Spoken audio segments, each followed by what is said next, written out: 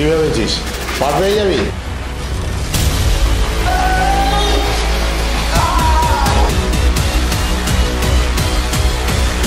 আমাকে কিন্তু ইমিডিয়েটলি সার্জারিতে যেতে হবে।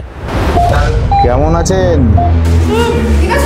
বিপদে না পড়লে কেউ আমাদের কথা মনেই করে না। আমি সুপারম্যানও না, পাওয়ারম্যানও না, আমি আসলে কমন ম্যান।